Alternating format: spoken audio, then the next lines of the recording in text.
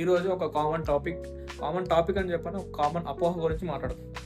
So ఒక patient ఒక dentist దగ్గరికి వచ్చినప్పుడు కామన్గా ఒక క్వశ్చన్ అడుగుతారు, ఏంటి అంటే కంటికి పంటికి సంబంధం ఉందా అనేది. సో ఇది ఒక అపోహలనే మనం ట్రీట్ చేస్తాం. కంటికి పంటికి ఎలాంటి సంబంధం లేదండి.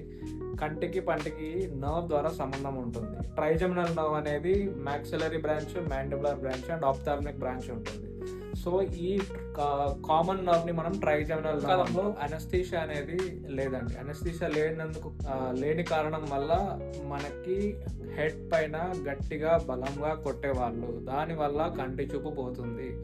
మనం పన్ను తీసేటప్పుడు 100% అనస్థీషియా అనేది ఇవ్వాల్సి వస్తుంది. సో ఇప్పుడున్న మోడర్న్ మెడిసిన్, ఇప్పుడున్న మోడర్న్ డెంటిస్ట్రీ పరంగా మనకి అనస్థీషియా లేనిది మనం ప్రొసీజర్ అనేది చేయకూడదు. సో అప్పట్లో అనస్థీషియా లేదు కాబట్టి, so this is an anaesthesia 2% 1:80,000 lignocaine, మనం లిగ్నాక్స్ అంటాము. So infused with adrenaline.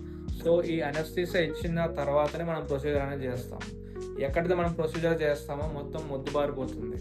మొద్దుబారడం in the sense numb అయిపోతుంది. నంబ్ అయిన తర్వాతనే మనం పన్ను తీయడం అనేది జరుగుతుంది. దానివల్ల తీసేటప్పుడు నొప్పి అనేది తెలియదు. నొప్పి తెలియకపోతే కంటికి ఎలాంటి డ్యామేజ్, కంటి యొక్క నర్వ్కి డ్యామేజ్ అనేది ఉండదు.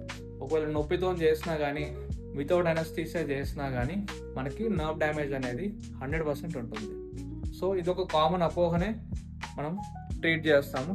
సో దీన్ని అపోహని మర్చిపోండి. ఓకే, ఇలాంటివి ఏమైనా డౌట్స్ ఉన్నా కానీ మీకు కమెంట్ సెక్షన్లో మెన్షన్ చేయండి, నేను రిప్లై ఇస్తాను. Thank you.